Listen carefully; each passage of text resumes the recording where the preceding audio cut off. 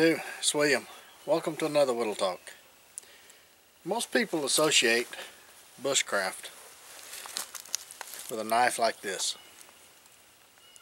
Something like a spear point, has a real robust tip to it so that you can get in there and pry things around and a little bit. I mean, there is no knife under the sun that's going to take very much side pressure. I see a lot of people on Facebook showing a knife that's supposedly indestructible that's broken in half.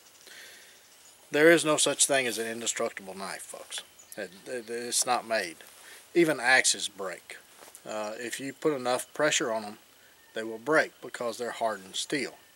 Some people say, well, you're using a knife which is steel against wood. Wood's softer than steel.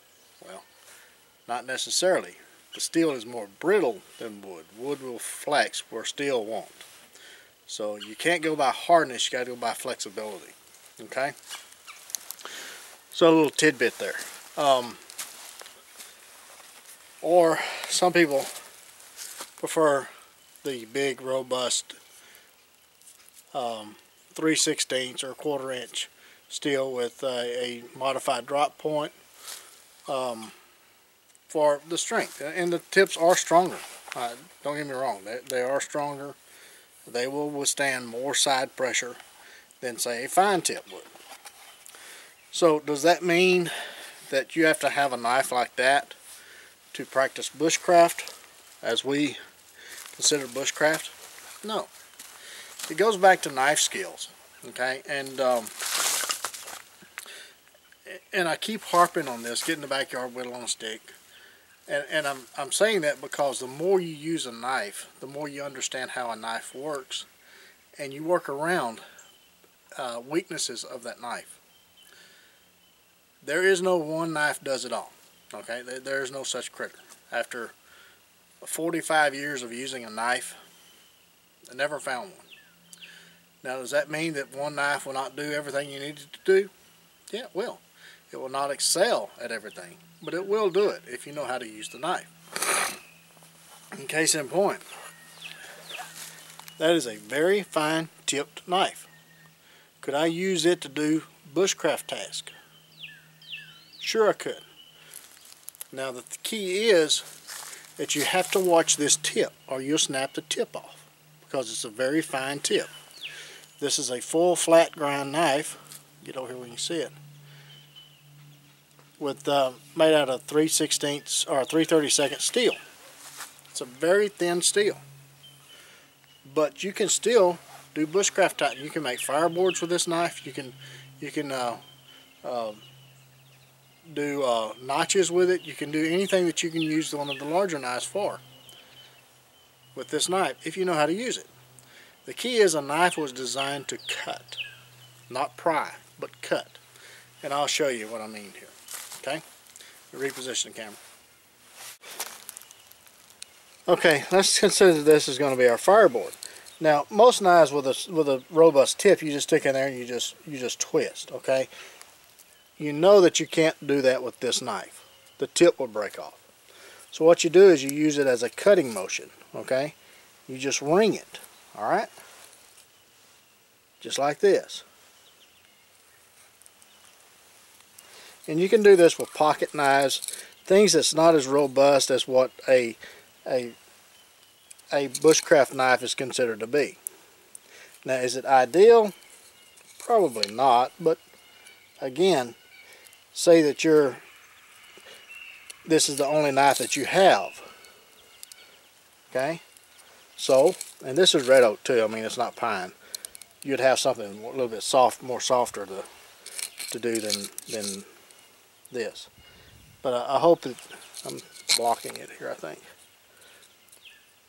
But you're using the tip, you're not putting side pressure on the tip, you're using the edge to cut with. Okay, just like that, and you will get a divot. Kind of hard to see, but you can see a divot right there, and I'm not putting side pressure on the knife.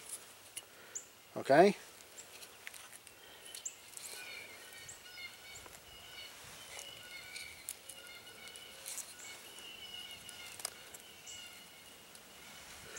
So now you have a divot there that you can start your burn in. Okay. Another thing is doing notches, and if you wanted to say notch this this board to do a needle or whatever,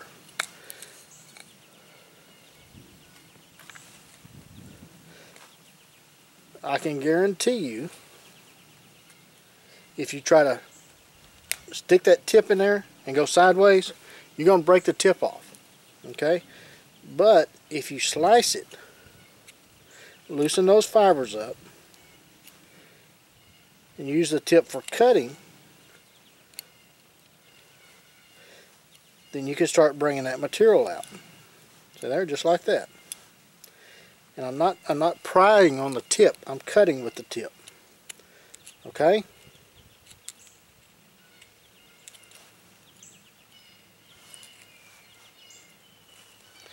Again, it's not sideways. It's running against the edge of the blade. Okay?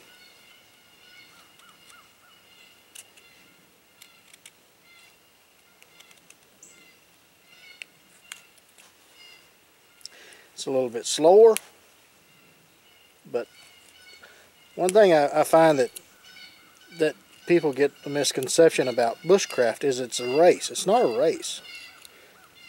It's to take your time, slow down, enjoy the task, do the task at your own pace, and do it well.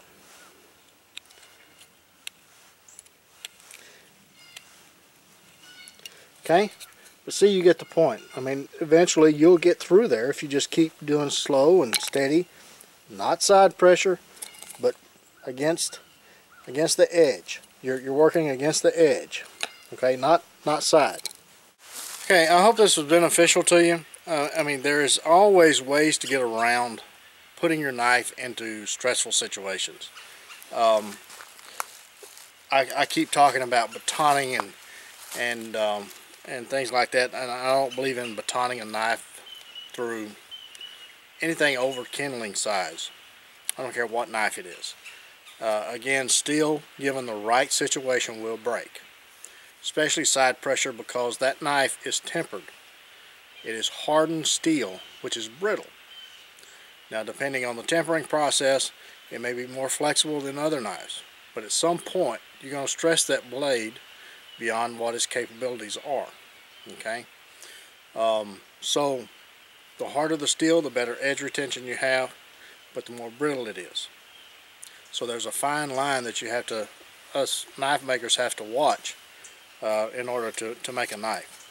I tend to be on the harder side than a lot of the knife makers, because I like the edge retention for a harder blade.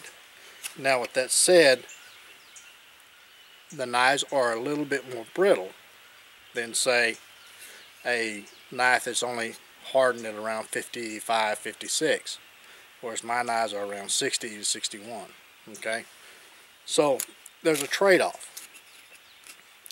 But in my mind, I'm not going to put that knife into a situation where it's going to break. I'm not going to put any side pressure on it. I'm going to use it to cut with, not pry with.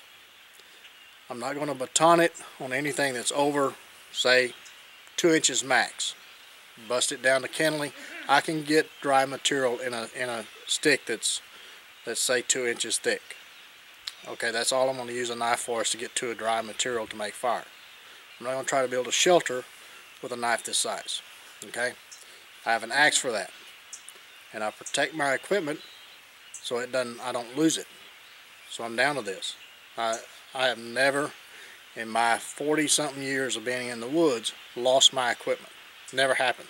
I don't know of anybody that has lost their equipment in the woods through an accident or whatever. So, I mean, there may be cases, but I'm not sure.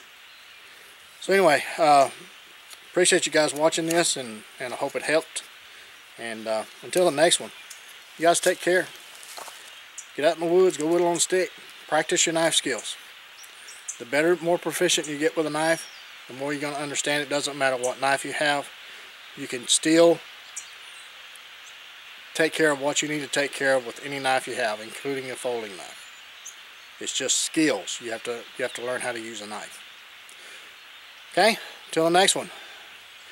You guys take care, and take plenty of Band-Aids and lots of knives. We'll catch you again soon.